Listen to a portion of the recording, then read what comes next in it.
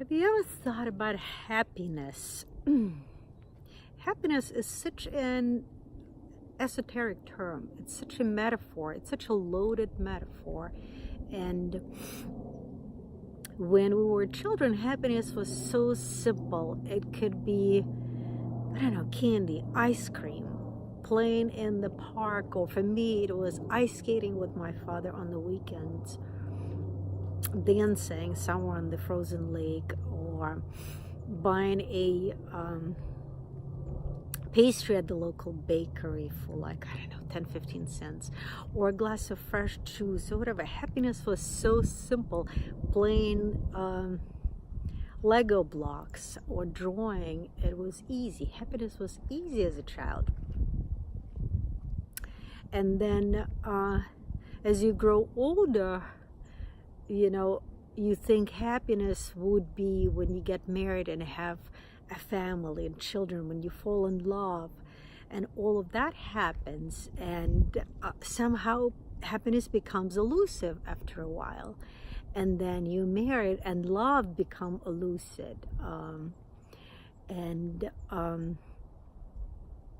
the state of happiness becomes harder and harder to attain.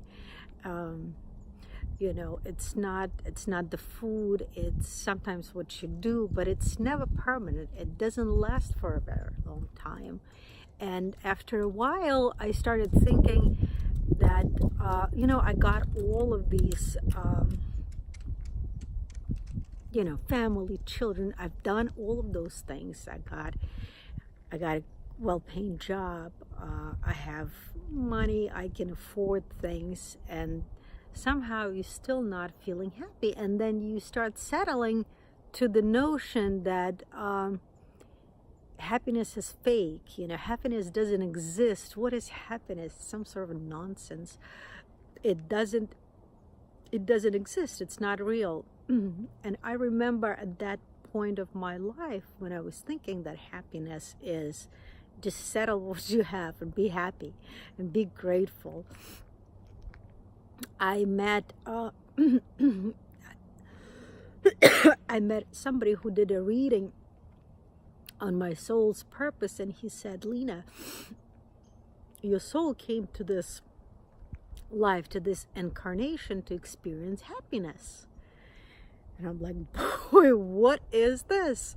It's all well, but maybe I already experienced it. So not until I started to study Buddhist scriptures and the Buddhist logic, the term happiness, absolute happiness, popped up again. And what it turns out to be, it's what the state of nirvana is. And in that state, you don't have any more negative thoughts. You don't experience anger. You don't experience jealousy. Any kind of negative thoughts that create our unhappiness.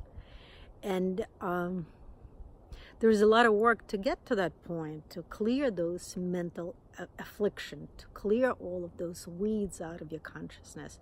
But when you achieve the state of nirvana, you achieve the absolute happiness, and you can go further. You can proceed into the enlightenment, where you not only want to be happy yourself and free from all of those negative afflictions, but you can bring the happiness to others. So, isn't it very interesting? And it's very hard work to control your mind, and not just mind, it's words and actions. So it's actions, words, and mental thoughts.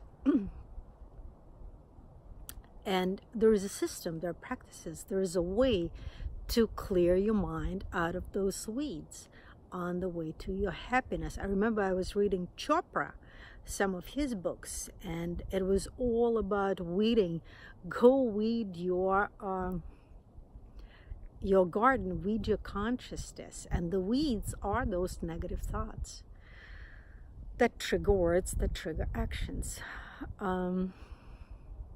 So it's just food for thought. No real tips aside from contemplating and thinking about it, and maybe telling me what you think happiness is if you've attained it.